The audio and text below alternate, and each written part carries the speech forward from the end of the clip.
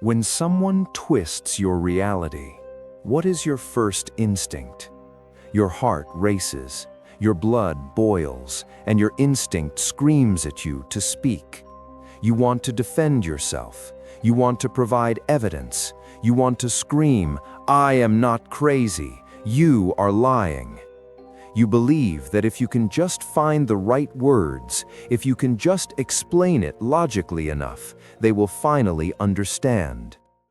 But here is the brutal truth that nobody tells you. To a gaslighter, your explanation is not a defense, it is fuel. Every time you argue, you are not fighting for the truth, you are feeding their addiction. They don't want your logic, they want your reaction. Welcome to the dark side of psychology. Today, I'm going to teach you how to do the one thing a manipulator fears most. I will teach you how to stop feeding the beast.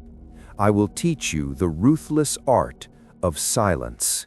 To understand why silence is so devastating, you first have to understand the mind of the manipulator. Think of a gaslighter like a gambler at a casino, and you are the slot machine. When they provoke you, when they deny the truth, they are pulling the lever. If you cry, they win. If you yell, they win. Even if you calmly try to explain yourself, they still win. Why? Because the machine gave them a response. It confirmed that they have power over your emotional state. This is what psychologists call narcissistic supply. Gaslighters and narcissists have a fragile sense of self. They need to regulate their own internal chaos by controlling yours. When you try to use logic with them, you are playing a game that was rigged from the start. You are bringing a chessboard to a knife fight. They aren't listening to your words, they are feasting on your frustration. So how do you win a rigged game? Simple. You walk away from the table. Silence is not passive. In the realm of power dynamics, silence is aggressive. It is a void. When you argue, you become a mirror for the gaslighter. Your anger reflects their importance back to them. But when you go silent, that mirror turns black. Suddenly, they're staring into a void. And for a manipulator, the void is terrifying. Without your reaction to distract them, they are forced to sit with their own inadequacy. They project chaos onto you so they don't have to feel it themselves. When you refuse to accept that chaos, it bounces back and hits them. Silence signals something dangerous.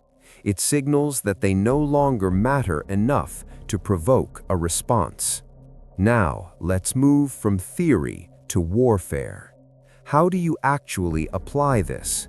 You cannot just shut up and pout. That is sulking. Sulking is weak. We are aiming for strategic detachment. Here are the 3 levels of tactical silence. Level 1, the power pause. Use this when you are caught off guard. Let's say a coworker or a partner makes a sarcastic comment designed to trigger you. Your old instinct was to snap back immediately. New tactic, stop.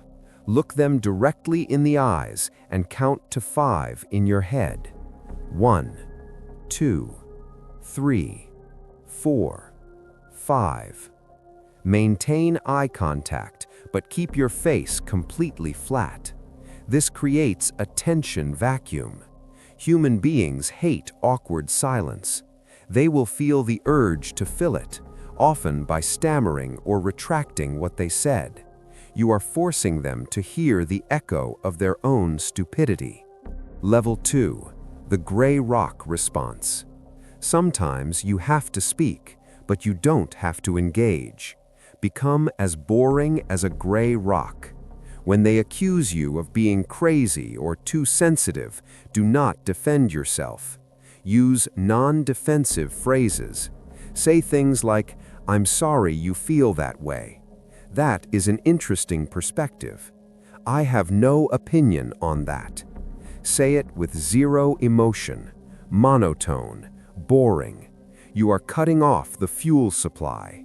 You are showing them that their emotional buttons no longer work. Level 3, the ghost protocol. This is for when the aggression escalates. You simply remove your presence. You don't storm out and slam the door. That is a reaction. You calmly check your watch, say, "I have to go now," and you leave. Physical absence is the ultimate power move. It says, "My peace of mind is more important than your need for drama." I must warn you, this path is not easy. When you first start using silence, things will not get better immediately. They will get worse. Psychologists call this an extinction burst. Think of a toddler pressing a button on a toy. If the toy stops making noise, the toddler doesn't just walk away. He smashes the button harder. He screams. He throws the toy against the wall. When the gaslighter realizes you are not reacting, they will panic. They will increase the abuse. They will try to make you jealous. They will spread rumors. They will do anything to get that old reaction back. Do not break. This escalation is not a sign of their power. It is a sign of their desperation. It means the tactic is working. Hold the line. Machiavelli once said, "He who seeks to deceive will always find someone who will allow himself to be deceived." For too long, you have allowed yourself to be part of their play. But today, the curtain falls. Silence is not just a tactic to annoy them. It is a way to reclaim your soul. It is the boundary where their influence ends and your life begins.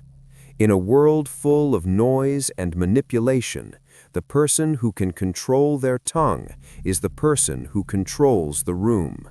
Stay silent. Stay dangerous. If you want to learn more about the dark side of human nature and how to protect yourself, subscribe. Welcome to the Resistance.